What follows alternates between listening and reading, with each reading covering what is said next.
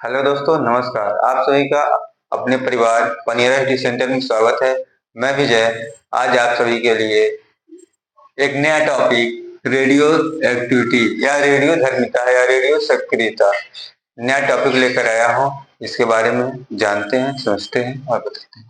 पहला हमने एक वर्ड बोला रेडियो एक्टिविटी, जो मैंने लिख के रखा है। रेडियो एक्टिविटी होता क्या है? रेडियो एक्टिविटी होता है यानी जब परमाणु क्रमांक 83 से ऊपर वाले जितने भी तत्व पाए जाते हैं पीरियोडिक टेबल में, आवर्त सारणी में, वो सभी अस्थायी होते हैं। और अस्थायी होने के कारण अस्थायित्व प्राप्त करने के लिए वो कहीं न कहीं जो है अपने अंदर से ऊर्जा का जो है उत्सर्जन करते हैं। जब ऊर्जा का उत्सर्जन करते हैं तो ऊर्जा उत्सर्जन होगी तो धीरे धीरे उनका अस्तित्व क्या होगा, अस्थायित्व की तरफ बढ़ेगा। जैसे हम ऐसे समझ सकते हैं कि वे किराएदार होते हैं जो दूसरे के मकान में रहते हैं, जब तक अपना मकान खुद का नहीं बना लेते तब तक वो शांत नहीं बैठते। ऐसे बहुत कम लोग पाए जाते हैं। उसी तरह ऐसे तत्व भी पाए जाते हैं जो अस्थायी होते हैं। अस्थायी कहने का मतलब कि वह जो है अपने ही तत्व को या अपने ही एलिमेंट में वह ऊर्जा का उत्सर्जन करते रहते हैं। और जब ऊर्जा को उत्सर्जन करते हैं तो धीरे धीरे अस्थायित्व को प्राप्त कर लेते हैं। अब सबसे बड़ी बात है रेडियो सक्रियता। रेडियो एक्टिविटी को हिंदी में रेडियो सक्रियता बोला जाता है या रेडियो धर्मी बोला जाता है। यानी वह पदार्थ जो अपने अंदर से ऊर्जा का उत्सर्जन करते हैं अस्थायित्व प्राप्त करने के लिए, या इसे ऐसे ही बोल सकते हैं रेडियो धर्मी या रेडियो सक्रियता एक भौतिक घटना है, यानी एक फिजिकल इंसिडेंट है। यह अपने आप होते रहता है और कृत्रिम भी होता है। अपने आप जब होता है उसे प्राकृतिक बोलते हैं, और जब मनुष्य के द्वारा उसको बनाया जाता है यानी रेडियो एक्टिव पदार्थ जब बनाया जाता है तो उसे कृत्रिम रेडियो एक्टिव पदार्थ बोलते हैं। वह पदार्थ जो स्वयं ऊर्जा का उत्सर्जन करते हैं तथा इससे निकलने वाली किरणें रेडियो एक्टिव किरण कहलाती हैं। यानी जो भी तत्व परमाणु क्रमांक 83 से ऊपर होते हैं वो अपने अंदर से ऊर्जा का उत्सर्जन करते हैं, और जो ऊर्जा का उत्सर्जन करते हैं वो अस्थायित्व प्राप्त करने के लिए करते हैं, और इसे निकलने वाली ऊर्जा के किरणों को रेडियो एक्टिव किरणें कहा जाता है या रेडियो एक्टिविटी कहा जाता है। अब इसमें आता है रेडियो एक्टिविटी, इसके आता है रेडियो धर्मिता। पदार्थ का एक गुण होता है, वह गुण या वह प्रॉपर्टी जिसके अंतर्गत कोई भी वस्तु जो ऊर्जा का उत्सर्जन करते हैं अस्थायित्व प्राप्त करने के लिए उसे रेडियो एक्टिविटी कहलाता है। वह पदार्थ रेडियो एक्टिव पदार्थ कहलाता है, वह गुण रेडियो धर्मिता कहलाती है। जिन तत्वों में अब ऐसे ही बोल सकते हैं, जिन तत्वों के नाभिक में प्रोटॉनों की संख्या 83 या उससे अधिक होती है वे अस्थायी होते हैं। अस्थायित्व प्राप्त करने के लिए स्वतः किरणों का उत्सर्जन करते हैं। अस्थायित्व हमेशा अस्थायी से अस्थायित्व प्राप्त करने के लिए किरणों का उत्सर्जन करते हैं। किसी पदार्थ का वह गुण जिसके कारण नाभिक से अल्फा बीटा गामा किरणें निकलती हैं उसे ही रेडियो एक्टिव पदार्थ कहते हैं। अब रेडियो धर्मी रेडियो एक्टिविटी या रेडियो सक्रियता तीनों का मतलब एक ही होता है। अलग अलग हिंदी में बोलते हैं, इंग्लिश में बोलते हैं, और उसका मतलब यानी वह पदार्थ रेडियो, इसकी बात की जा रही है, वह पदार्थ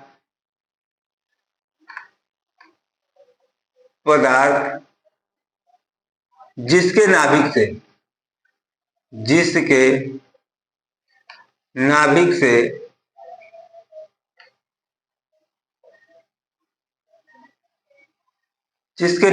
से अल्फा बीटा गामा या अल्फा बीटा अल्फा, इसे अल्फा बोला जाता है, बीटा गामा किरणों का उत्सर्जन होता है। अच्छा, अल्फा बीटा गामा के विद्युत चुंबकीय किरणें भी बोल सकते हैं, किरणों का उत्सर्जन होता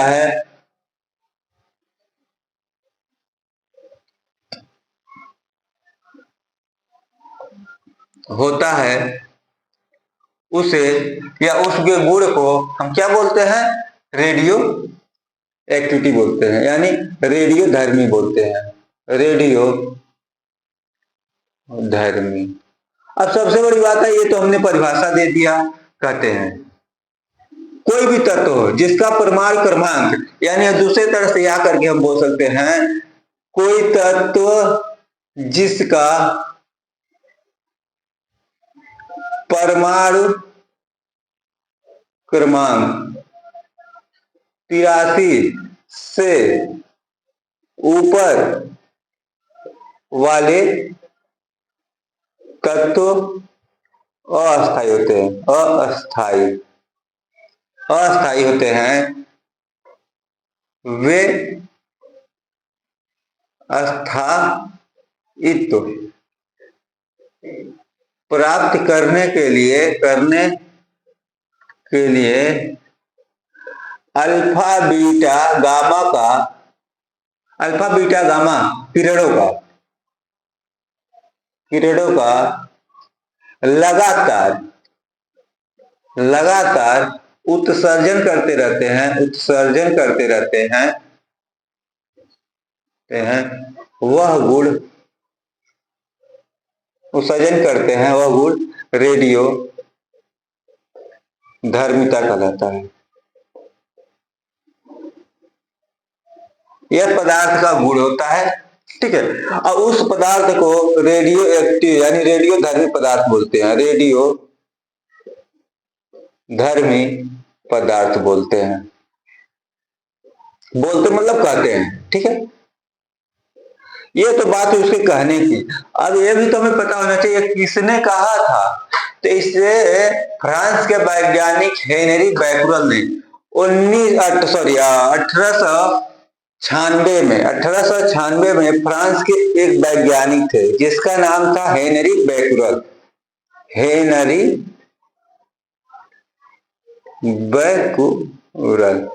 ने सर्वप्रथम यह रेडियो एक्टिव शब्द की खोज की, यानी इसके गुणों के बारे में बताया। अब आती है यह जो है मतलब हेनरी बैक्यूरेल ने बताया। तो हेनरी बैक्यूरेल ने बताया तो इसी को जो है हेनरी बैक्यूरेल ने इसकी खोज की, रेडियो की पदार्थ की खोज की और इसको मापा किसमें गया, रेडियो सक्रियता की माप गीगर मूल में की जाती है। गीगर मूल में की जाती है, ठीक है। रेडियो सक्रियता की जो माप होती है वो गीगर मूल में की जाती है, ठीक है। यह हेनरी बैक्यूरेल ने किया था। अब इसमें अल्फा बीटा गामा किरणें निकलती हैं, ये तो सत्य है। तो अल्फा बीटा गामा किरणों को जानने से पहले हम जानना चाहेंगे कि यह जो है जो कितने प्रकार के हो सकते हैं। जो रेडियो एक्टिव तत्व होते हैं, रेडियो एक्टिव तत्व या रेडियो धर्मी तत्व जो होते हैं या पदार्थ होते हैं वह दो प्रकार के होते हैं, एक प्राकृतिक रेडियो एक्टिव, एक कृत्रिम रेडियो एक्टिव। अब प्राकृतिक किसे बोलेंगे, जो स्वतः ऊर्जा का उत्सर्जन करते हैं उसे प्राकृतिक रेडियो एक्टिव पदार्थ बोला जाता है या रेडियो सक्रियता बोला जाता है, ठीक है। यानी जो स्वतः जो रेडियो एक्टिव पदार्थ होते हैं जो स्वतः ऊर्जा का उत्सर्जन करते हैं उसे प्राकृतिक बोला जाता है। जो मनुष्य के द्वारा बनाया जाता है उसे कृत्रिम बोला जाता है। तो इसका उदाहरण भी हमारे पास है। जो यूरेनियम का आपने नाम सुना होगा, हाँ, यूरेनियम, इसको इरेज करते हैं। यूरेनियम, प्लूटोनियम, रेडियम, ये सभी तत्व जो होते हैं रेडियो एक्टिव तत्व होते हैं और ये लगातार ऊर्जा का उत्सर्जन करते रहते हैं। इसका जो प्राकृतिक होते हैं, प्राकृतिक और होता है कृत्रिम। अब प्राकृतिक मतलब क्या होता है, जो स्वतः होते हैं प्रकृति में पाए जाने वाले तत्व, यानी ऐसे तत्व जो प्रकृति में पाए जाते हैं उसे प्राकृतिक रेडियो एक्टिव पदार्थ बोलते हैं। वह स्वतः ऊर्जा का उत्सर्जन करते हैं, जैसे यूरेनियम,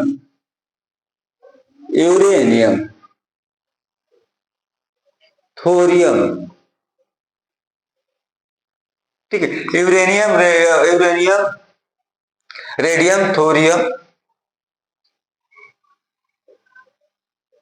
रेडियम। हमने देखा होगा जो घड़ी होती है एक तरह से हम उसको भी बोल सकते हैं, जो घड़ी होती है जो रात में चमकती है वो भी एक तरह से रेडियम लगा होता है, वह चमकती है, ऊर्जा का उत्सर्जन करती है। इसी तरह यह प्राकृतिक हो गए। अब कृत्रिम जो तत्व होंगे क्या होंगे, कृत्रिम क्या होते हैं? अब कृत्रिम को बनाया किसने? तो पियरे, मैडम जो है पियरे, मैडम क्यूरी नाम था, ठीक है, पियरे क्यूरी, उन्होंने जो है यह कृत्रिम तत्व की खोज की थी। प्रथम बार कृत्रिम तत्व का प्लूटोनियम बनाया, प्लूटोनियम बनाया, प्लूटोनियम। यह जो अपना पहला मैडम क्यूरी, और मैडम क्यूरी जो थी पियरे क्यूरी की पत्नी थे, इन्होंने मैडम जो पियरे क्यूरी थे उन्होंने भी रेडियोएक्टिविटी के बारे में लिखा और उन्होंने इसको डिफाइन भी किया। और उन्हीं की पत्नी जो थी मैडम क्यूरी, उन्होंने कृत्रिम प्लूटोनियम जो है यह बनाया, ठीक है। इसी तरह आयोडीन भी बनाया, और जो आयोडीन है इस बनाते कैसे हैं, क्या करते हैं, इसमें जो हल्के नाभिक होते हैं, हल्के तत्व होते हैं, जिसके हल्के नाभिक होते हैं उनके में जो है ऊर्जा का लगातार जो है इस पे ऊर्जा के किरणों का प्रक्षेपण किया जाता है, यानी ऊर्जा की लगातार किरणों को इस पे जो है डाला जाता है, जिससे यह रेडियोएक्टिव तत्व में कन्वर्ट हो जाते हैं। अब अभी हमने बोला जो अल्फा बीटा गामा किरण निकलती है। अब रेडियोधर्मिता मैंने बताया, इसके बाद अल्फा, अल्फा कण क्या होती है? अल्फा कण एक तरह से धनावेशित होती है और ये हीलियम की होती है, हीलियम। अल्फा कण जब किसी रेडियोएक्टिव पदार्थ से अल्फा कण निकलता है तो उसके परमाणु क्रमांक में 2 की कमी और परमाणु भार में 4 की कमी हो जाती है। इसी तरह यह धनावेशित होते हैं, यानी हीलियम जो होता है वह धनावेशित होता है, अल्फा कण के लिए हीलियम बोला जाता है। इसी तरह यानी कहने का सेंस है कि उसके परमाणु क्रमांक में किसी भी रेडियोएक्टिव तत्व के पदार्थ में, जैसे यूरेनियम की बात की जाए तो यूरेनियम का 92 होगा, 238 होगा। जब एक अल्फा कण निकलेगा, जब एक अल्फा कण निकलेगा तो इसमें क्या हो जाएगा, यूरेनियम 234 हो जाएगा और यह 90 हो जाएगा, ठीक है। यानी अल्फा कण जब किसी रेडियोएक्टिव पदार्थ यूरेनियम से निकल रहा है तो 4 इसके परमाणु क्रमांक में 4 की कमी और परमाणु भार में 4 की कमी, परमाणु क्रमांक में 2 की कमी हो जाती है। इसी तरह जब बीटा कण निकलता है तो इसके परमाणु में कमी न होकर एक वृद्धि हो जाती है, और जो है इसमें बीटा कण निकल रहा है, मैंने माना यूरेनियम 92 है और यह 238 है, ठीक है। अब इसमें निकलेगा तो 91 हो जाएगा, 93 हो जाएगा, 92 से 93 होगा और यह 238 ही रहेगा। यानी बीटा कण निकलने से इसमें जो है यह प्लस हो जाता है, इलेक्ट्रॉनों की संख्या बढ़ जाती है और इसमें इलेक्ट्रॉनों की संख्या घट जाती है।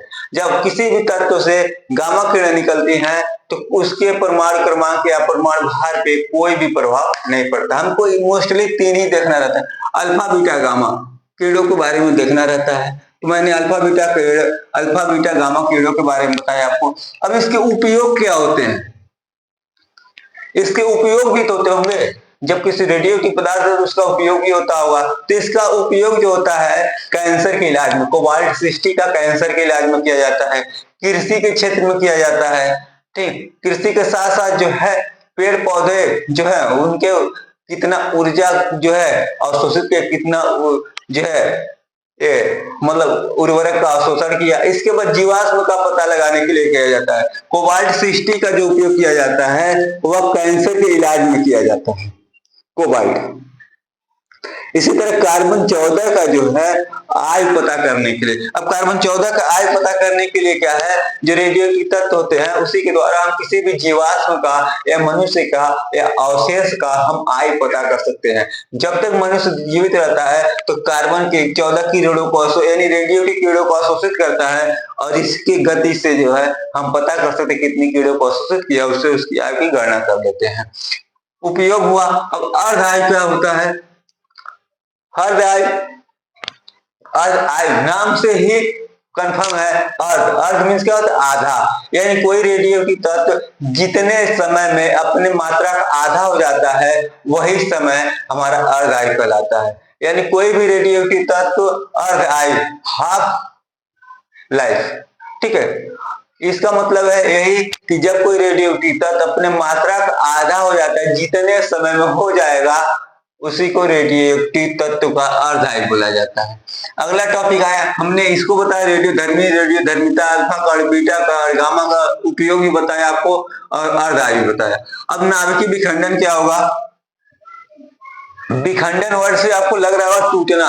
जब जो है भारी नाभिक पे अल्फा किरणों की बमबारी की जाती है तो वह क्या करते हैं, वह किरणें टूट जाती हैं, और यह जब टूट जाती हैं तो यह ऊर्जा का उत्सर्जन करती हैं। ये ऊर्जा का उत्सर्जन करती हैं, जैसे परमाणु जो है, बम जो होते हैं, इसी नाभिकीय विखंडन पे बनाए जाते हैं। परमाणु बम नाभिकीय विखंडन से बनाए जाते हैं। ठीक है, यानी जब किसी भारी नाभिक पर अल्फा बीटा गामा किरणों की बमबारी की जाती है तो वह उसके नाभिक क्या होते हैं, छोटे छोटे नाभिकों में टूट जाते हैं, जिससे बहुत ज्यादा मात्रा में ऊर्जा का उत्सर्जन होता है। इसी को नाभिकीय विखंडन बोला जाता है। नाभिकीय संलयन, विखंडन से आपको समझ में आया कि यानी टूट रहा है।